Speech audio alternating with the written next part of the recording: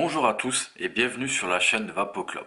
Aujourd'hui, présentation de l'atomiseur reconstructible Tank Serpent SMM de chez Wotofo. L'atomiseur Serpent est fait pour du single coil et bien entendu en prise directe. C'est un atomiseur qui a été fait en partenariat entre Wotofo et Suck My Mod. À l'intérieur du kit, nous trouverons bien entendu l'atomiseur Serpent, 2 tanks Pyrex de remplacement, bien entendu un drip tip, un tournevis, un manuel d'utilisation et 3 sachets comprenant des résistances, du coton et de la visserie avec des joints. L'atomiseur Serpent se compose d'un tank en Pyrex et d'une carcasse en stainless steel. Il mesure une hauteur de 45,5 mm pour un diamètre d'un peu plus de 24 mm.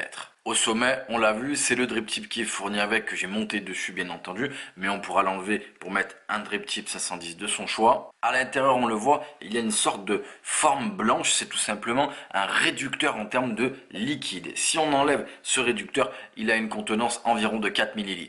Au sommet, nous avons un top cap que nous allons pouvoir saisir et dévisser, ce qui va nous laisser apparaître tout simplement 2 gros cyclopes pour pouvoir remplir son atomiseur, car c'est un atomiseur qui se remplit par le haut. À la base de l'atomiseur, nous avons une connexion type 510 et on le voit, on a une petite bague qu'on pourra faire varier de gauche à droite pour plus ou moins ouvrir ou fermer les arrivées d'air. Je pourrais bien entendu saisir cette bague et la dévisser, ce qui va tout simplement ici me laisser apparaître le deck de reconstruction et de l'autre côté, on le voit, la chambre d'atomisation ainsi que le réservoir. Ici, à ce moment-là, je pourrais comme ceci venir pousser pour pouvoir sortir mon tank, donc effectuer un changement du tank. Et ici, bien entendu, je vais pouvoir enlever ce morceau de plastique qui vient réduire, entre guillemets, la quantité de liquide que je peux mettre à l'intérieur. Je pourrais également, comme ceci, effectuer un nettoyage complet de l'atomiseur. Au niveau du deck de reconstruction, on le voit, on a 2 postes, un plus et un moins, et on a 4 vis. Pourquoi? Tout simplement, Wotofo et Suck My Mod a fait le choix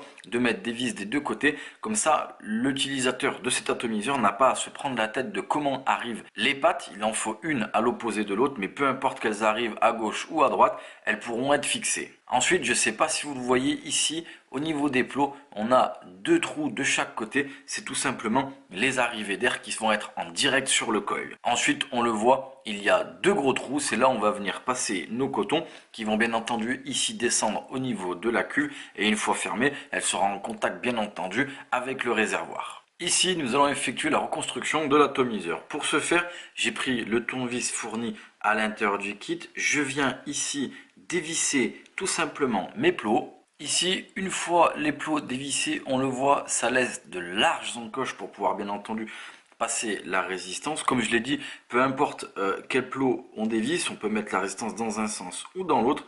Ici, vous le voyez, je viens de passer ma résistance. C'est d'une simplicité vraiment déconcertante. Une fois ici ma résistance placée, je la tiens.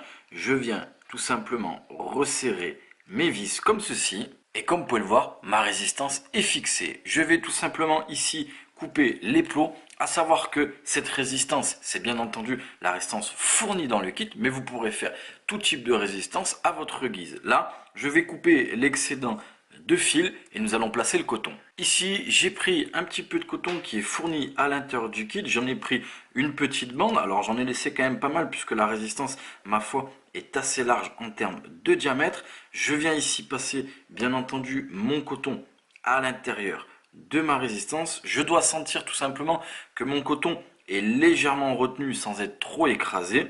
Une fois cette opération faite, je calcule pour que mon coton arrive au bout de la cuve et je viens couper. Ici, mon coton est coupé, vous l'aurez compris, tout simplement. Maintenant, je dois le faire passer. Donc après, chacun vaut midi à sa porte. Certains le font avec le doigt, d'autres avec des pinces. Bref, chacun fait à sa manière, mais tout simplement, je dois venir comme ceci, le passer au niveau du trou qui amène le coton dans la cuve. Je fais ça au niveau des 2 orifices, bien entendu. Une fois cette opération faite, je n'ai bien entendu plus qu'à remonter mon atomiseur, le remplir, éventuellement imbiber ma résistance. Là, c'est ce que je vais faire et nous allons retrouver en plan large pour en discuter. Nous revoici donc avec l'atomiseur Serpent SMM.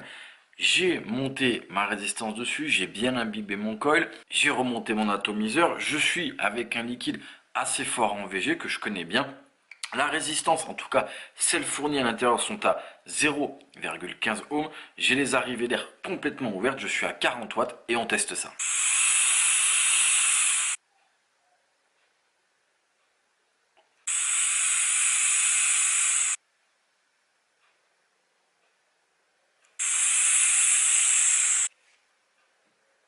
Vous l'avez vu, ça fonctionne vraiment bien. Gros nuage de vapeur.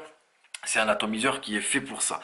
En ce qui concerne l'arrivée d'air, alors petite pression, là vous le voyez, mon atomiseur n'est pas rempli, j'ai juste beaucoup imbibé les cotons, car bien entendu, à chaque test en vidéo, je ne remplis pas un réservoir complet, sinon ça me ferait un paquet de choses à vaper en même temps.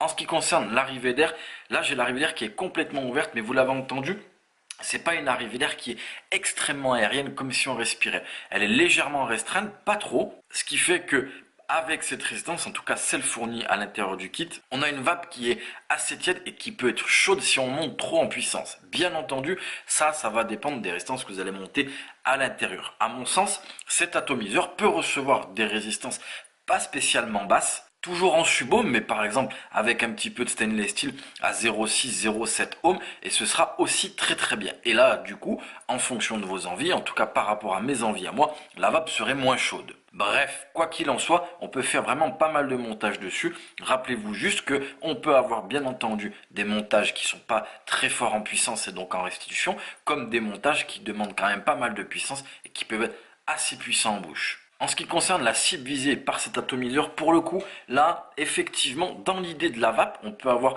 de la vape en prise directe pas trop puissante, donc dans l'idée, on peut débuter avec ce type de vape, mais pour le coup, c'est un atomiseur qui demande quand même quelques compétences, notamment pour le cotonnage. Il ne faut pas vraiment se louper au niveau des arrivées de liquide, les petits ronds dans lesquels il faut mettre les cotons, et vraiment, pour le coup, il faut le faire de manière assez parfaite. C'est un atomiseur qui ne pardonne pas trop les erreurs, donc il faut quand même déjà certaines connaissances et éventuellement se faire un petit peu la main sur d'autres atomiseurs. Donc à mon sens, c'est un atomiseur qui s'adresse à des vapoteurs qui maîtrisent déjà l'art de la reconstruction et qui voudraient passer sur un atomiseur assez sympa. En termes de restitution de saveur, pour le coup, là encore une fois, ça dépendra bien entendu de vos montages, mais la restitution de la saveur pour ce genre d'atomiseur est vraiment bonne. Voilà, ce sera tout pour l'atomiseur Serpent SMM Reconstructible Tank de chez Wotofo, et nous vous remercions d'avoir regardé cette vidéo sur la chaîne de Vapoclop.